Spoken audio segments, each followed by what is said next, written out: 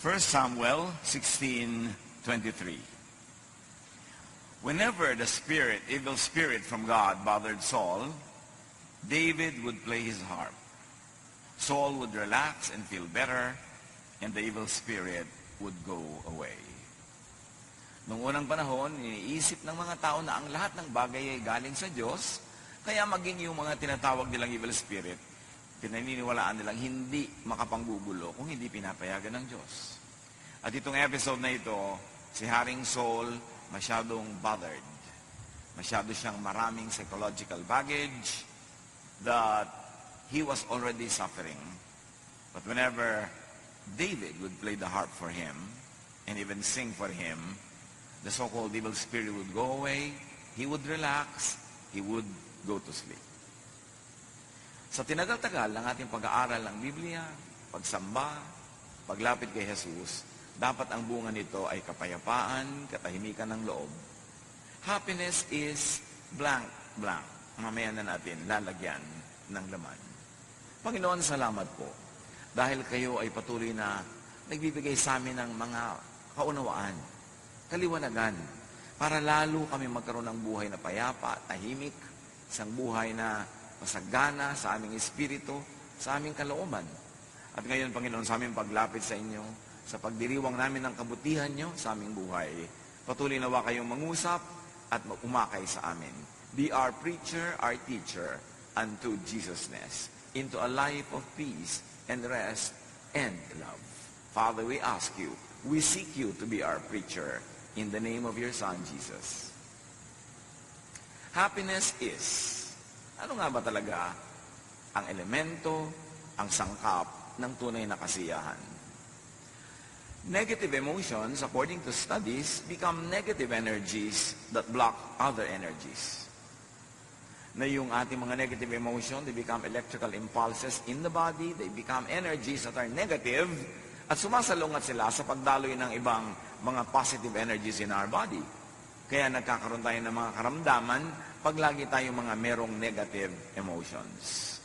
Yung nararamdaman mo lang sa iyong puso, nagiging physical, at nagkakaroon ng mga physical manifestations. James 3:16, for where you have envy and selfish ambition, there you find disorder and every evil practice. And that disorder is not only in terms of social relationships among people, it also happens within the organs of the body. Nagkakaroon ng mga iba't ibang sakit. Kaya yung mga tao pag ninenervyos, naninigas ang sikmura, nasisiraan sila ng digestive processes. Kapag sila ay laging galit, nagkakaroon sila ng mga problema sa lungs. At pagka sila ay laging nagagalit, umaapekto pa ito sa liver. Maraming effect. In fact, pagka natatakot o kaya ay nagsiselos, hindi makakatulog, apektado ang physical health. Iisa ang tao at ang kanyang damdamin, ang kanyang katawan, ang kanyang kaluluwa ay iisa rin. Luke 6:45, a good man brings good things out of the good stored up in his heart. And an evil man brings evil things out of the evil stored up in his heart. Kung ano daw ang laman ng puso, yun ang lumalabas sa bibig, lumalabas sa kilos, yun ang nagbubunga sa pang-araw-araw na buhay. Yung dati ay hindi nakikita, hindi nahihipong, iniisip lamang na emosyon, magkakaroon ito ng physical manifestation. Negative emotions become negative energies that block other energies, disrupting bodily functions and destroying tissues, causing disease. At ito'y sobrang dami ng patunay sa siyensya. At sinasabi yan sa Biblia, Proverbs 14:30, a heart of peace gives life to the body, but envy rots the bones. Pagpayapa ang loob, malusog ang katawan, pero pag may inggitin at marami mga negative emotions, masakit sa katawan, nagkakaroon ng karamdaman. Proverbs 17:22, a cheerful heart is good medicine, but a crushed spirit dries up the bones. So yun ang isa sa mga pinakamahuhusay na gamot. Yung ikay maligaya, ikay masaya, ikay payapa, tahimik. Na kung cheerful ka, kung ang iyong attitude is to find good in everything, to find happiness even in difficult situations, Yung ikaw ay optimistic, hopeful, daig mo pa ang merong maintenance medicine. Negative emotions like sadness, loneliness, depression, anger, hatred, jealousy, envy, worry, fear, at kung ano pa, make you sick. Napatunayan na yan sa napakaraming mga experiments at mga observation in a scientific way. Pag mga negative ang emotions, madali magkasakit. So beware of social media na napakadali mong magalit, mainis na mga nababasa mo o napakadali mong manginis sa mga ipinopost mo. Very poisonous kung minsan yung pupunta ka lamang dyan kung ano-anong negative emotion na ang iyong madarama. So social media could be toxic, could be dangerous to your health pagka hindi ka nag-ingat at wala kang inner protection. Proverbs 15:13, a happy heart makes the face cheerful, but heartache crushes the spirit. Na pag ang tao ay masaya sa kanyang kalooban, hindi mo mailihin sa mukha. Ganon din pag siya nagselos, pag siya nagalit, kitang-kita mo sa mga tiklop ng mukha niya na siya ay galit. At pag umiibig din naman, hindi mailihim kung bakit mayroong kulot yung mga dulo ng mga labi sa pagngiti. Pati sa paghakbang at paglakad, ay kitang-kita mong umiibig ito. At pagka biglang nabigo, kitang-kita mo rin sa kanyang katawan. So yung nararamdaman ng puso, lumalabas sa katawan. Ecclesiastes 11:10, banish anxiety from your heart and cast off the troubles of your body. So yung heart, yung body, pareho yan nagsasuffer when there is anxiety, when there is a psychological baggage. Negative emotions can be caused by very real, present stimuli. Ano ba ang nagiging dahilan ng mga negative emotions natin? Yung tinapakan ka, inaway ka, pinagalitan ka ng wala sa lugar, siniraan ka, yan, mga totoong-totoo. Meron naman very physical yung stimuli. Yung talagang harap-harapan, binuhusan ka ng kape, sinampal ka, etc., etc. Negative emotion yan. Kasi tunay na may nangyayari na dapat magkaroon ka ng reaction. Proverbs 23, it is to one's honor to avoid strife, but every fool is quick to quarrel. So merong dahilan para ka mang-away, pero sabihin ganun, paghangal ka, mang-aaway ka nga. Pero kung matalino ka, iiwasan mo yun. Hindi lamang dahil sa social problems, legal problems, but you will have physical health problems pag nakikipag-away ka.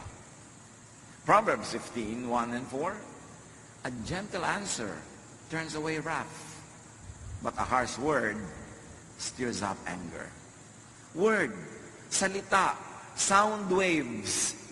Pero pag nadinig ng tenga mo, tataas ang iyong presyon, mapupuno ka ng mga energy para maging matapang at mapang-away dahil lang sa narinig ng iyong tenga. So you see how sound waves affects your brain and how your brain decodes it and turns your body into a warrior. At pagka nasa war-like mood ang katawan, toxic yon. Ang effect nun, later on, masama sa katawan na yon. The soothing tongue is a tree of life, patuloy nung verse, but a perverse tongue crushes the spirit. Napakadaling manakit ng damdamin. Magsabi ka lang ng isang salitang nakaka-insulto, nakakagalit, salita na nakakasira ng reputasyon, magagalit na agad yung nakarinig nito. Kaya tayo, pag nagsasalita, pwedeng maging blessing, pwedeng maging curse sa ating kapwa. We can receive negative words that can cause negative emotions in our hearts, but we can also release negative words that can cause negative emotions in people's lives. We are custodians of our mouths, of our tongues, and our capacity to either hurt, wound, or heal with words. Ganun tayo. Tayo yung mga mararamdamin. Dinaramdam natin, ating naririnig. Ikinatutuwa yung positive, ikinalulungkot yung negative. Kaya dapat mapili sa pinapakinggan at sa sinasabi. Negative emotions can be caused not only by real things that are happening, but also by thought, even without real present cause. Kahit hindi totoo, kahit hindi mo kaharap, kahit hindi tangible, audible, imaginein mo lang ang effect sa katawan mo, the same. Kaya yung mga mapanibughuin, mga selosong asawa, ini-imagine pa lang nila na pinagtataksalan sila ng asawa nila, nagiinit na yung tenga nila dito, dumadalas na ang tahip ng kanilang dibdib, tumataas ang blood pressure. Imagination pa lang yun. Kasi hindi kinikilala ng katawan ang pagkakaiba ng tunay na nagaganap at nung nagaganap lang sa ating imagination. As far as your body is concerned, whether it is happening in real life or it's happening only in your imagination, the effect on the body is the same. Kaya binabantayan natin ang ating iniisip. Ang daming teaching sa Bible about watching what you think of. Mark 7:21 to 22, for it is from within, out of a person's heart, that evil thoughts come. All these evils come from inside and defile a person. That evil could be an outright evil thought, evil ideas against others, or it's evil against your own body, your well-being, your peace of mind. And sabi diyan, it comes from within you. It comes not from others, but from within you. Proverbs 4:23, be careful how you think. Your life is shaped by your thoughts. Hindi ka biktima ng mundo. Kasi kahit may mga taong napuputokan na ng lindol at mga bulkan, kung ang pag-iisip nila optimistic and hopeful, hindi sila nawawalan ng pag-asa, hindi sila nalulungkot, hindi sila bumibigay. Pero meron naman mga tao na blessing na nga ang dumadating, pero hindi sila kontento, lagi silang mareklamo, lagi silang naghahanap ng wala, magiging malungkot sila lagi. Malungkot ka kasi pinalulungkot ng sarili mong pag-iisip ang iyong sarili. Masaya ka, hindi dahil sa iba, kundi dahil masaya ka mag-isip at napasasaya ng isip mo kahit yung mga hindi naman masasayang mga tunay na nagaganap sa buhay. So it is all happening in the mind. The Bible calls it more often as in the heart.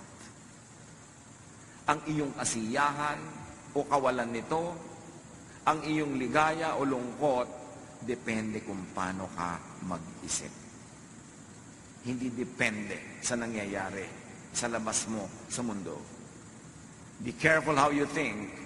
Your life, your health is shaped by your thoughts. Romans 10:9, if you declare with your mouth, Jesus is Lord, and believe in your heart that God raised him from the dead, you will be saved. So here, the important message is, belief is thought and word that saves. Na pag nananalig ka, naliligtas ka. You see, what your thought can do, it can even save you, because your faith saves you, and your faith is belief, your belief is thought. You can think your way out of hell, and you can think your way into hell. You can think your way into heaven, into salvation, when you believe. Kaya napakahalaga kung ano ang pinaniniwalaan, kung sino ang pinaniniwalaan, at sino ang sinusundan. Kasi yun ang magbibigay ng hugis, kulay, at tunog sa iyong pang-araw-araw na buhay. Proverbs 23:7, for as he thinks in his heart, so is he. Kung ano ang tunay mong pag-iisip, kung ano ang tunay mong pag-iisip tungkol sa iyong sarili, yun ka. Kaya napakahalaga na meron kang positive na pananaw sa sarili, hindi naman para maging mayabang, hindi para maging mapagmataas, kundi positive. I'm a child of God. Mahal ako ng Diyos. Nagkakamali ako, nagkukulang ako, pero mahal pa rin ako ng Diyos. Pinapatawad ako ng Diyos. Gagawin ko ang lahat na magagawa ko para ituwid ang lahat, pero sa lahat ng kulang, pinupuno ako ng Diyos. Ang ending nun, masaya ka, kahit may kulang ka. Hindi mo ipinagdiriwang na kulang ka, kundi ipinagdiriwang mong merong pumupuno sa'yo. Your faith saves you. Your faith saves you not only from the punishment of sin, your faith also saves you from needless guilt, from worry, from fear. Kaya binabantayan natin kung ano yung pinapakinggan, sino ang sinusundan. Kasi pwede tayong sumunod sa isang katuruan o guro na dadalhin tayo sa walang katapusang guilt, sa walang katapusang accusation, sa walang katapusang pagsasabing kulang tayo, masama tayo. Ano mangyayari sa pag-iisip mo tungkol sa iyong sarili? Dumadali para sa mga masasamang espiritong pasukin ng iyong puso kasi maraming fear, maraming negative emotions at yun ang kinakapitan ng mga masasamang espiritu. Negative emotions can be caused by remembrance of the negative past. Kuminsan, ang saya-saya mo na ngayon, maayos na ang buhay mo, pero maalala mo lang kung paano ka naapi ng bata ka, kung paano ka naabuso, kung paano ka ganito at ganon. Biglang nawawala ang saya mo, nagagalit ka, nagdaramdam, at meron pa, pwede kang itulak niyan para maghiganti, para gumawa ng mali, doon sa mga gumawa sa'yo ng mali, sa kadadali ng pag-iisip na yan. Aalisin ka niya sa blessedness, ibabalikan niya sa state of curse. Kaya napakahalaga na yung mga negative past, ipatawad na, patawarin na, hugasan na ng dugo ni Jesus, itago na sa museum, huwag nang ungkat-ungkatin, huwag nang lagi pang bayaan na makaapekto sa buhay natin araw-araw, kasi hindi ka dapat maging bilanggo ng nakaraan, lalo't kung ang nakaraan ay di naman kagandahan. 2 Peter 1:5-9, make every effort to add to your faith goodness, and may add goodness in thought, and to goodness knowledge, in how to think, and to knowledge, self-control, which we read as thought control. Pag pinipigil mo ang iyong isip, mapipigil mo ang paglago ng mga bagay na hindi karapat-dapat para ikaw ay mapasama, mapahamak. Pag nagsisimula ka na magalit, control your thought.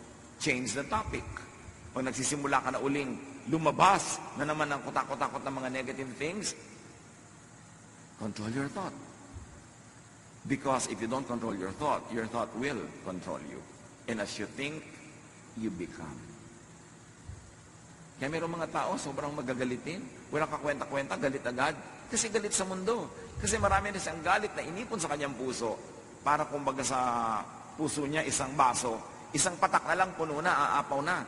Kaya kahit sino yung makapaglagay doon ng patak na nakaka-irritate sa kanya, aawayin na niya, makikipagagalit na siya. Kahit walang kabagay-bagay. Kasi puno. Kaya dapat yan ipasa Diyos na, kalimutan ang mga nakaraan na hindi maganda, yung mga sama ng loob, yung mga itinatanim nating mga tampo, alisin na, kasi lagi kanyang pahihirapan. For if you possess these qualities in increasing measure, they will keep you from being ineffective and unproductive in your knowledge of our Lord Jesus Christ, the knowledge that brings you into peace. True knowledge of Jesus Christ brings you in a state of peace, of serenity, of love. Sayang ang religion na 40 years na, 35 years, 34 years, tapos hindi ka pa rin payapa, hindi ka pa rin tahimik, ang dali mo pa rin matakot, ang dali mo magalit, at ang dali-dali mong mag-guilty na parang wala kang Diyos na tagapagligtas, parang hindi ka mahal ng Diyos. Sayang ang lahat na iyong pagpupagod sa mga religious activities. But whoever does not have them is blind, forgetting that they have been cleansed from their past. Tayo'y nalinis na, napatawad na, at mayroong isang one wholesale paglilinis at patawad. Nung tinanggap mo si Jesus sa iyong buhay, nanalig ka sa Kanya, pinatawad na ang lahat ng daladala mo ngayon, yung kahapon at dadaling pa sa kinabukasan. That's why you have passed from death to life. Hindi ka na dapat laging matakot na araw-araw na naman, nawawala na naman yung kaligtasan mo na yan, kasi nga, you pass from death to life, although hindi dapat gawing lisensya para mamuhay ka ng wild. Pero nabubuhay ka, cognizant of the fact that you're human, that you do your best, but you know that it will never be enough all the time, na sa mga kulang mo, yun ang pinupunan ni Jesus, kaya kami tagapagligtas. That is what Jesus na should bring you into, a life of peace, in spite of who you are, in spite of your reality, and in spite of your perfection that manifests every now and then. Hindi ka dapat magpadaya na tuwing nagkakasala ka, nagkukulang ka, eto ka na naman, taga-impyerno ka na naman, kasi minsan lang. Jesus died once for all. Pag na-appreciate natin yung tunay na kahulugan ng grasya ng Ama sa pamamagitan ng anak, magkakaroon ka ng kapayapaan. kahit hindi ka naman karapat-dapat kasi wala sa ating karapat-dapat. Kaya luwalhati ng Diyos yung kanyang pagliligtas sa atin by grace, through our faith in the Lord Jesus Christ. Philippians 3:13, dahil sa mga napakaraming nakaraan na mabigat at masakit, one thing I do, forgetting what is behind and straining toward what is ahead. Ganyan daw dapat ang pamumuhay para magkaroon ka ng happiness. Kalimutan mo na yung hindi maganda, yung masakit sa nakaraan, at ang iyong pagsikapan ay yung makarating pa sa napakaraming magandang plano ng Diyos para sa iyo. Move toward what is immediately ahead. Huwag din naman yung too far off. Kasi pag sobrang layo din ng iyong projection, sobrang layo ng iyong iniisip, magwo-worry ka na naman yan.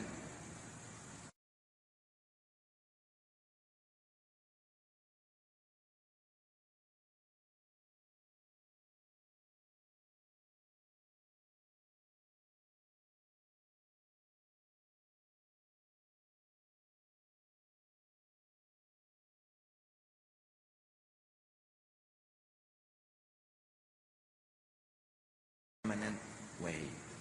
And that permanence is not dependent on your performance. It is dependent on the performance of Jesus on the cross. Kaya meron ka dapat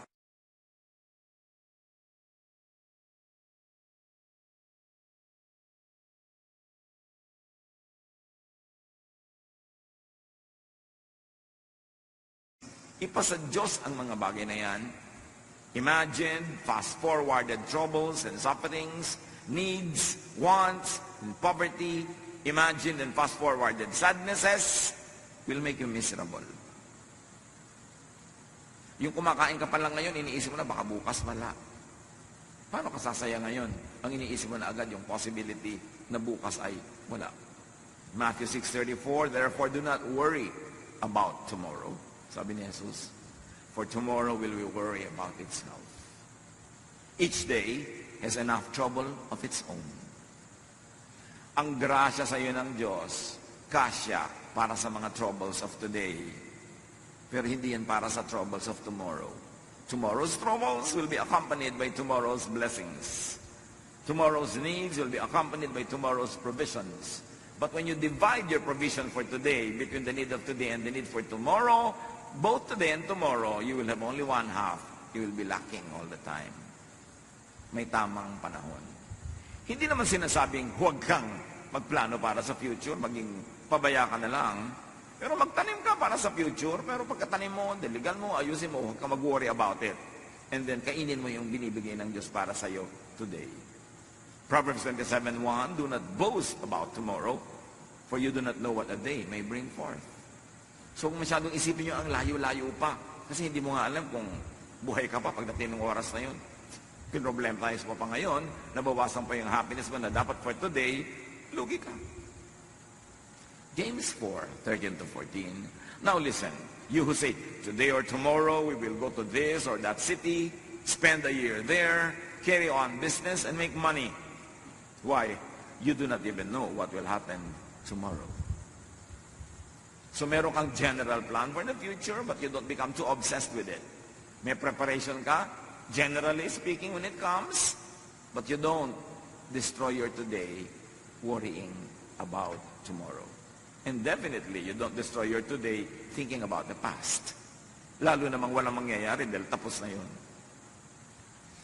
Thought, remembrance, imagination are read by the body the same way as it does very real and very present stimuli. Yung mga guni-guni, mga gunita, mga imahinasyon, kahit hindi yan nangyayaring totoo, pag iniisip natin, ang interpretation ng katawan natin, totoong nangyayari. Kaya yung katawan, nagre-respond, sumasagot. Kaya kung iniisip mo isang bagay na nakakatakot, adrenaline is released into your bloodstream kahit hindi kailangan. Kaya pag nag-isip ka ng mga bagay na nakakatakot, nakakagalit, mamaya pagod na pagod ka. Kasi yung adrenaline was released into your blood system. At ang ending nun, pagod ka. Bantayan ang iniisip. Yung mga nag-iisip ng problema, at least kung problema ang darating sa future, they suffer at least twice. They suffer now thinking about it, and they suffer pag dumating na yung oras na yun. Isa yan sa mga burdens ng pagmamahal. Pag may mahal ka, ang laging fear mo, baka siya mamatay. So kasama mo siya ngayon, baka siya mamatay. Pero buhay na buhay pa siya. So yung katawan mo, nagre-response sa idea na yon. Nalulungkot na siya, nagwo-worry na, tapos bukas baka siya mamatay. Iniisip mo yon. 50 taon mong kasama sa buhay. Isipin mo, 50 taon mong iniisip mo baka siya mamatay. So pag namatay na talaga yan, doon ka ngayon magre-respond na naman ng totoo. So 2 beses ka nag-suffer. Before and during. And the before could be a lot of days, a lot of years. Ang dami natin laging iniisip. Kaya kung minsan yung iba, nasa bakasyon, iniisip na ko pag uwi ko, baka marami kong problema. Huwag mo naman naisipin pag uwi mo na. Kasi nasa bakasyon ka, hindi ka nag-enjoy. Yung problema, ang iniisip mo, pagdating mo, may problema nga, 2 beses ka nag-suffer. Paano kung pagdating mo, walang problema? At least you suffered already once, imagining it. Yung pala naman, hindi mangyayari. Mga anak ng Diyos, isa yan sa mga dapat nating mapagsanayan, to control our thoughts. Kung saan mo pinapayagang dalin ka ng thought mo, dun niya dadalhin ang katawan mo, ang kalusugan mo, ang ugali mo at ang asal mo. The body reacts accordingly to your thoughts. Kaya tingnan mo, pagka ikaw ay seloso sa iyong mahal sa buhay, o selosa ka, kahit wala siyang ginagawa, inaaway mo na. Kahit wala siyang ginagawa, hindi mo man awayan, nakasimangot ka. Pag uwi, nakasimangot ka, wala kang gana. Kasi inimagine mo, meron siyang kalaguyo kanina sa mall. Imagination mo pa lang yun, pero naapektuhan na yung asal mo. Bibigyan mo ang asawa mo ng kape, malamig. Bakit malamig, dear? Pag-initan mo. Diba?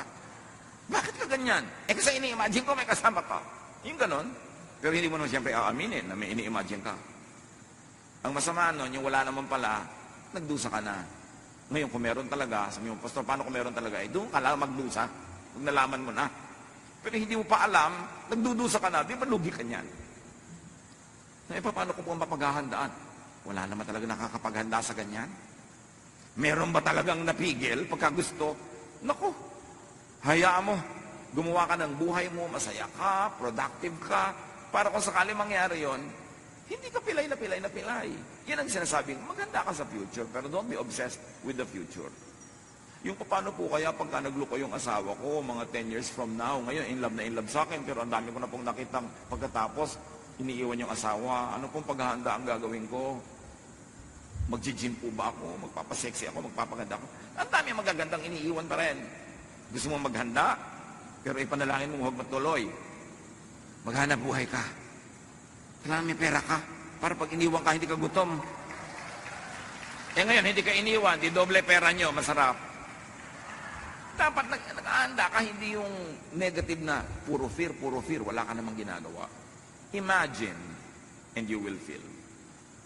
Imagine in your body experiences very physical effects of thought. Kaya yung halimbawa, matatakotin. Sa gabi, ayaw matulog mag-isa, ayaw patay ang ilaw.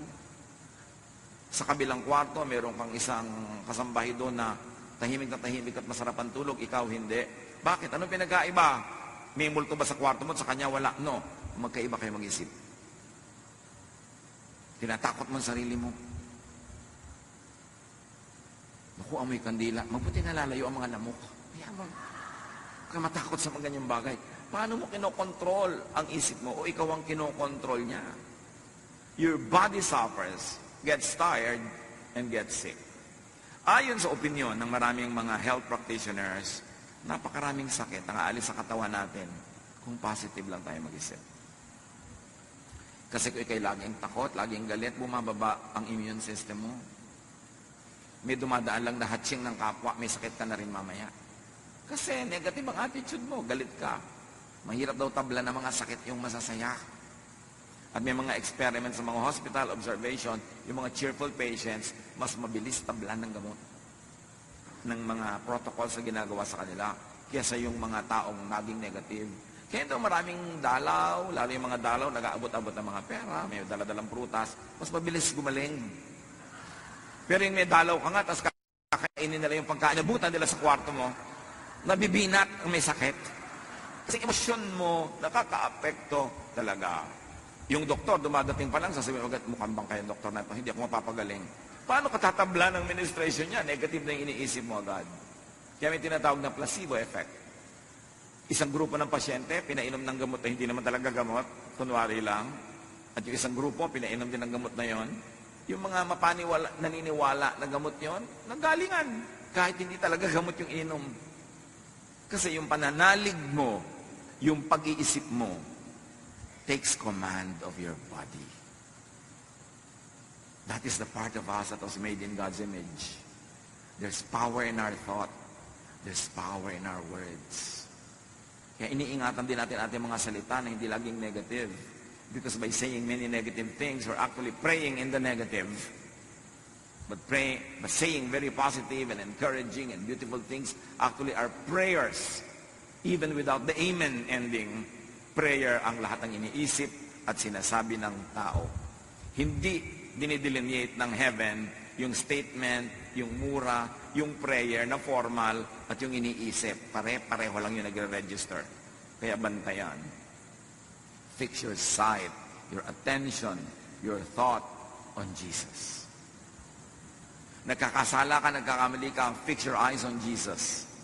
Not to abuse His kindness, but to lovingly and gratefully receive His grace. Hebrews 12, 1-2.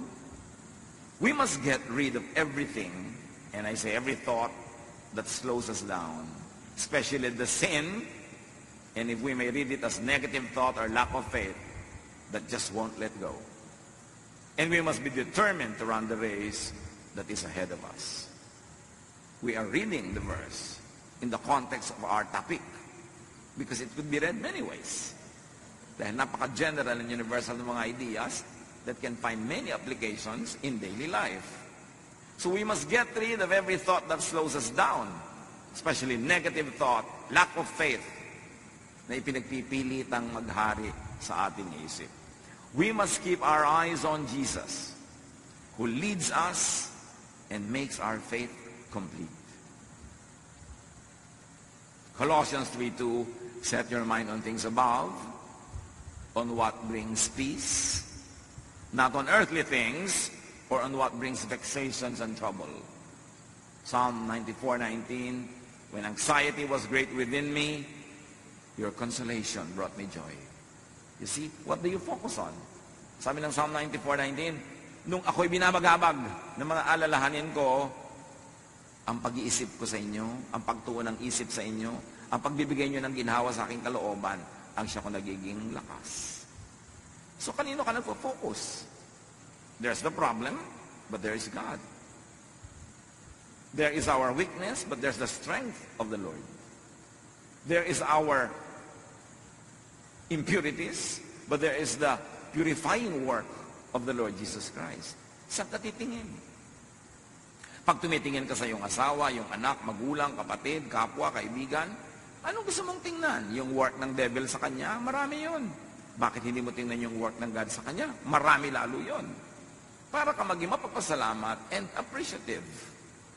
Kayong ating binasa kanina, 1 Samuel 16:23 sa simula, whenever the Spirit of God, the evil spirit from God bothered Saul, David would play his harp.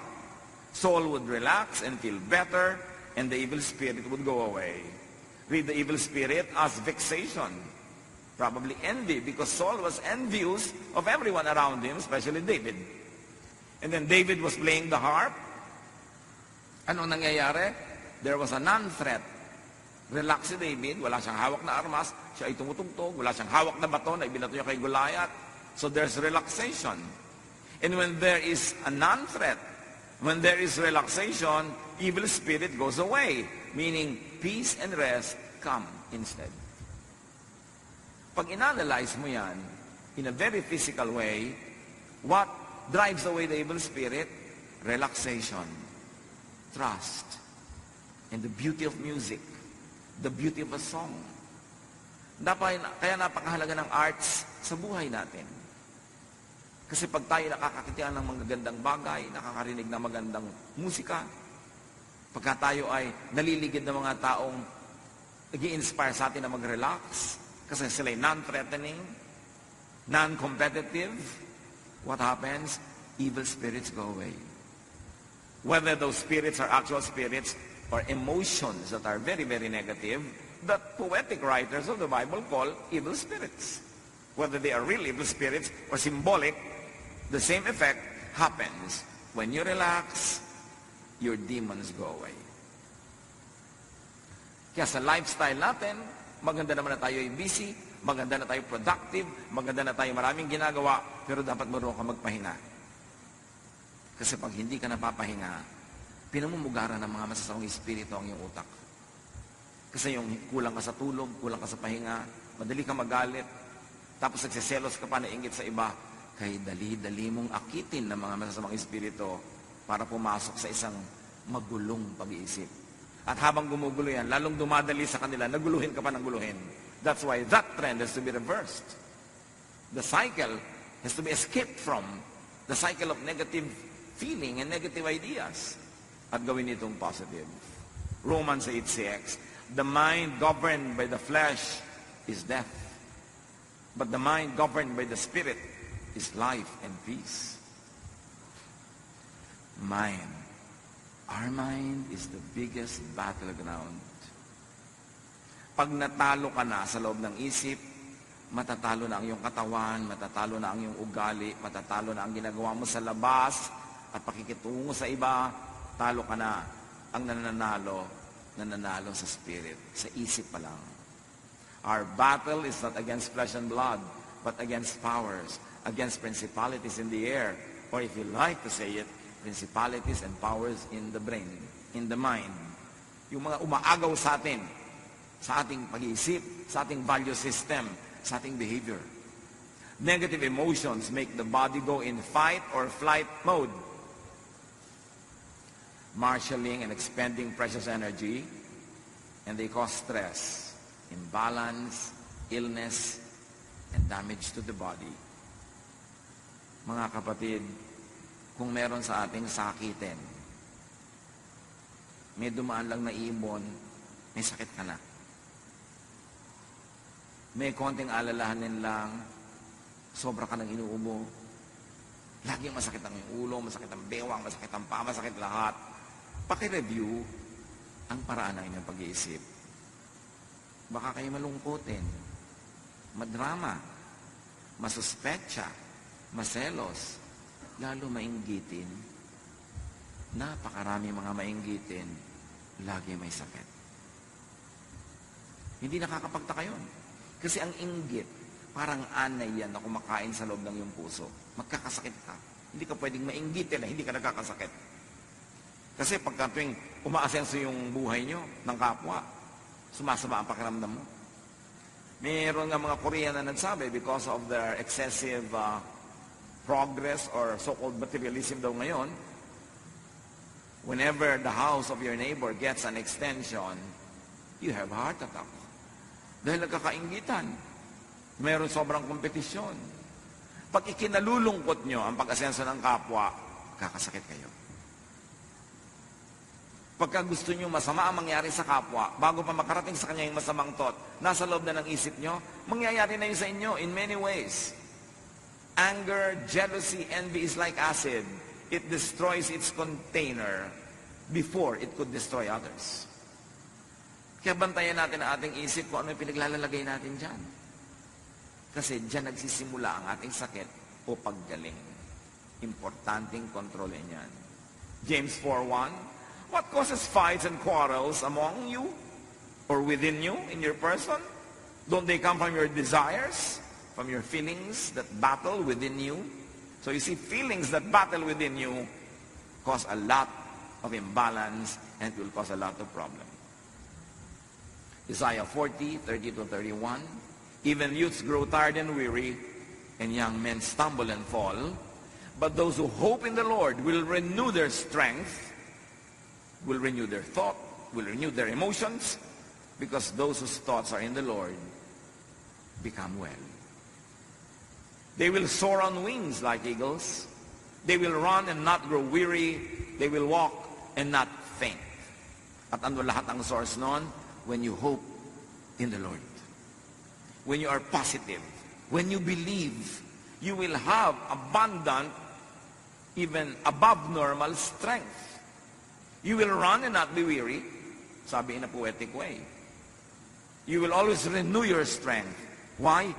Because you hope in the Lord. Nananalig ka, kumakapit ka sa Panginoon, madilim man, sumusunod kang nakakapit sa Kanyang nagtitiwala, dumadaan ka man sa mga hirap, alam mong may pag-asa, at lalabas ka rin dyan sa lalong madaling panahon. These are the people who emerge from their troubles. It's a matter of how you think. 1 Peter 5:8, be alert and of sober mind, which really means watch your thoughts. Your enemy, the devil, prowls around like a roaring lion looking for someone to devour. Or may I say, looking for a brain to colonize. Mag-iingat ka sapagkat ang kaaway mo, ang diablo, ay nagmamanman, naghihintay lang ng pagkakataon para pasukin ang utak mo. Para ka bigyan ng doubt, para ka bigyan ng galit, bigyan ng inggit, bigyan ng kung ano-ano, para masira ang diskarte mo sa buhay at masira niya ang iyong katawan, ang iyong ugali, ang iyong relasyon sa mga tao. Sunod-sunod na yan, chain reaction. The mind is the devil's target. It is where the devil likes to dwell and rule.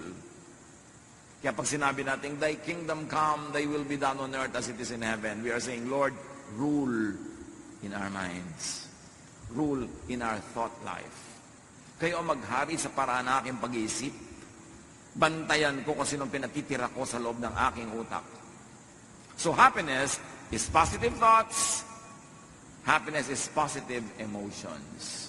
Ilagay nyo na ang title. Positive emotion. Hindi positive happenings. Kasi kahit positive ang happening, kung negative ang emotion mo, hindi ka pa rin happy. Pero kahit negative yung nangyayari sa labas, kung positive ang emotion mo, happy ka.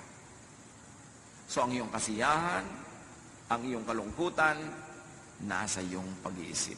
Huwag mong sisihin ang mga Hapon at mga Kastila. Huwag mong sisihin ang buwan o ang mga planeta. Nasa pag-iisip mo yan. And you must take control of your thought. You must never allow the devil to rule the way you think. Drive away negative emotions. And do not give time and space for such negative emotions. Sabi ng James 4:7, surrender to God. Resist the devil and he will run from you. Tanggihan mo at siya'y dali-daling aalis. Hindi mo kailangan makipag-away sa kay devil. Hindi mo kailangan makipagbuno sa kanya. Tanggihan mo lang. Kasi pag tumanggi ka sa pangalan ng Panginoon, wala siyang kalakas-lakas para ipagpilitan ang gusto niya mangyari. Proverbs 16:32, whoever rules his spirit is better than he who takes a city. Ang tunay na kapangyarihan at lakas ay hindi yung makapagwagi ka ng mga digmaan at magyapi mo at ma-occupy mo ang mga cities. No, ang tunay na lakas yung nakokontrol mo ang iyong sariling isip. Na pag naliligaw na yung pag-iisip mo, nagagalit ka na, umiimbento ka na ng mga kung ano-ano, pinipigil mo ang sarili mo. Hindi mo pinapahayaang mamulaklak, lumago, yung ganun mga negative thoughts. So very importantly, forgive the past. As if the past was a person. Forgive others. And also forgive yourself. Kaya maraming relihiyosong tao, mas nagiging sila, hati ang loob. And so many religious people, even the religious leaders, see psychiatrists. This is a fact. Because many religious people, laging hati ang loob.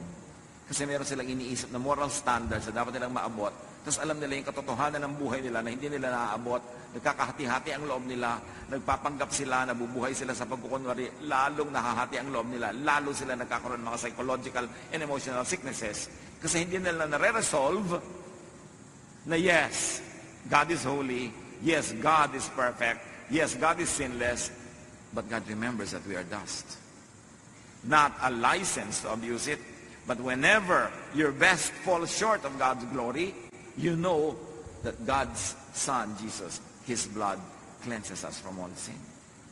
You know that when your best is not enough, it is filled with the grace and kindness of God. So you know that at any state in your life, whatever your actual spiritual accomplishment is, or lack of it, God loves you, and God takes care of you. Yun lang ang nagbibigay ng peace.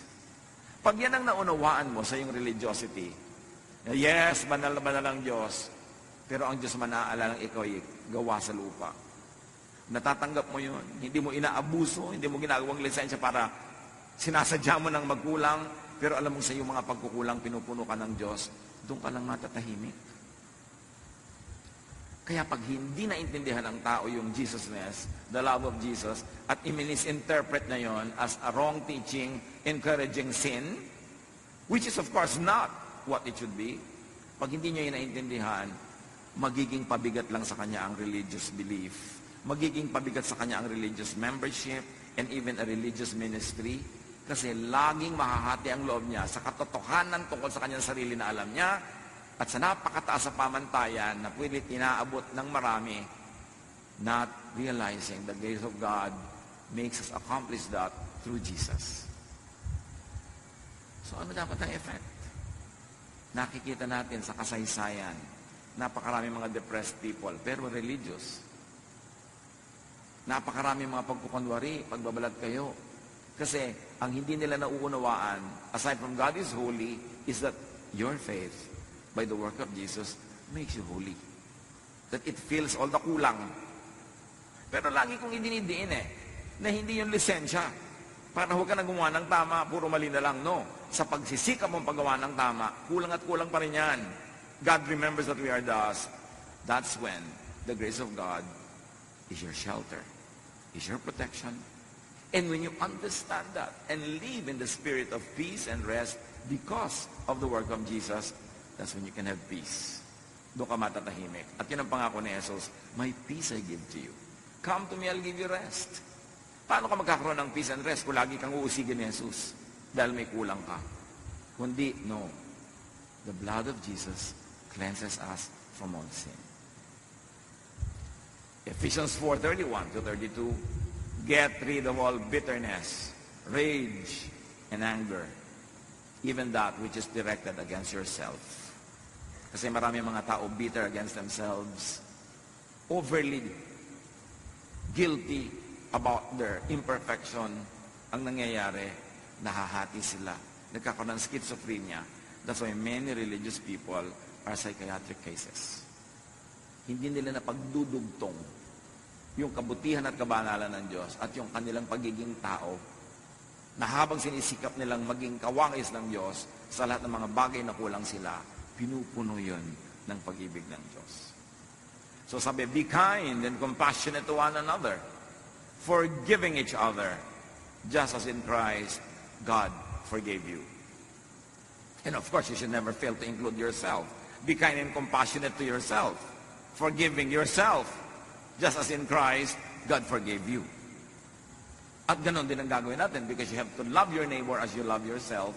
So you are kind and compassionate and forgiving also to your neighbor. How else do you have happiness through positive emotions? Do not worry about the future. Worrying will not help. Plant a seed, but do not dig it to see if it's growing. Plant it, take care of it, and then go on with your daily life. Philippians 4:6-7, do not be anxious about anything, but in every situation, by prayer and petition, with thanksgiving, present your requests to God. And I'd like you to focus on the thanksgiving, because the thanksgiving is how Jesus prayed. I thank you, Father, that you heard me. Ganun na agad. Nagpapasalamat because wala siyang duda na mabait at mabuti ang Diyos. At ano daw ang bunga pag ganon? And the peace of God, which transcends all understanding, will guard your hearts and your minds in Christ Jesus. Malinaw yung transcends all understanding. Magkakaroon ka ng peace kahit lahat ng logic tells you that you should be bothered and troubled. It goes against logic. But yes, God will give you that peace when you trust in Him. So be positive, be hopeful about the future. Huwag yung gamitin ang relihiyon na panakot about the future. Be positive and hopeful about it. Because God said, I will never leave you. I will never forsake you. Romans 12:12, be joyful in hope. So we fix our eyes not on what is seen, but on what is unseen. Since what is seen is temporary, but what is unseen is eternal. Mahalaga na mag-focus tayo doon sa sinasabi ng Diyos, hindi sa nakikita lang natin sa ating paligid. The unseen is more powerful than that which is seen, because what is seen is only physical. Philippians 4:8-9, whatever is true, noble, right, pure, lovely, whatever is admirable, if anything is excellent or praiseworthy, think about such things. Choose your focus. Kung mag-iisip ka na rin daw, pagtuunan mo kung ano yung totoo, ano yung marangal, ano yung tama, ano yung dalisay, ano yung maganda at kahanga-hanga. Yun ang isipin. Mag-iisip ka tungkol sa tao, yun ang isipin mo. Iisipin mo yung anak mo, yung asawa mo, magulang mo, yun ang isipin mo. Kasi hindi ka maubusan ng makikitang magandang dapat ipagdiwang. Pero pag ang titingnan mo yung negative, nakakasama ng loob, nakakagalit, may makikita ka rin. So it's not a matter of what is there, but what you choose to see. That is what you will see. At sabi, and the God of peace will be with you. Pagka marunong kang pumili ng pagtutuunan ng pansin, ng usapan, ng iyong imagination, piliin mo kung ano yung nagpapasaya sa'yo. And the God of peace will be with you. Very importantly, to be happy, live in the now. Not in the past, not in the future, in the now. Yung needs mo now, meron yung provision.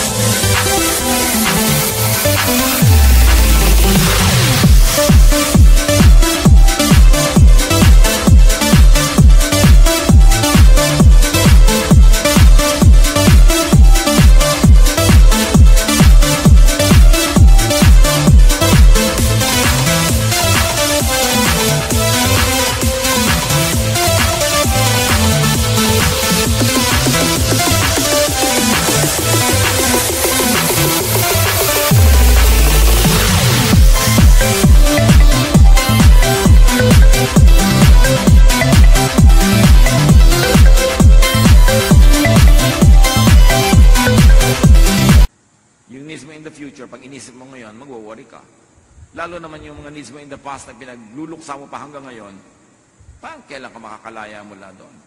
Psalm 118:24, this is the day that the Lord has made. We will rejoice and be glad in it. This is the day we will be glad in it. I will not worry about tomorrow. I will not mourn about the past. I will live in the now. Because God's provisions for now is all more than sufficient for now. Lamentations 3:22-23, the steadfast love of the Lord never ceases. His mercies never come to an end. They are new every morning. Great is your faithfulness. So the love of the Lord is new every morning. The mercies of the Lord are new every morning. The provisions of the Lord are new every morning. So tomorrow morning, you will receive those provisions. Don't worry about it now. Let others also enjoy positive emotions. Set others free to enjoy positive emotions. Meaning, huwag ka naman mang-asar. Huwag kang manggalit. Huwag kang manginggit. Huwag kang gumawa ng mga bagay na ikaiinis, ikagagalit ng iyong kapwa. Maawa ka rin sa kanya. Kasi bawat tao, survivor. Hindi mo alam kung anong pinagdaanan niya kahapon. Hindi mo alam kung anong pinagdaanan niya kahapon, nung nakaraang taon, nung nakaraang 10 taon. So payagan mo naman siyang sumaya ngayon. Kung pwede mo siyang huwag guluhin ngayon, huwag mo na siyang guluhin. May namatay, halimbawa, alas 9 ng gabi, malayo yung namatay, kailangan mo pa talagang sabihin doon sa mga tao today, mismo ngayon, namatay si ano, hindi na sila makakatulog buong gabi. Ba't yun nilang bukas? Total patay na. Hindi naman sila yung embalsamador. Hindi naman sila yung aayos ng mga arrangement. Ibabalita mo pa ngayon, maawa ka naman, patulugin mo na lang bukas na ng umaga. Pwede ba? Kasi wala na namang maiiba eh. Hindi lang siya makakatulog buong gabi. Meron tayong mga komisan, makapagsalita ka lang, makapagbalita ka lang. Alam mo na makakagulo sa kapwa, pwede namang i-delay pa, ibibigay mo na agad. That's unkind. Unless, stay.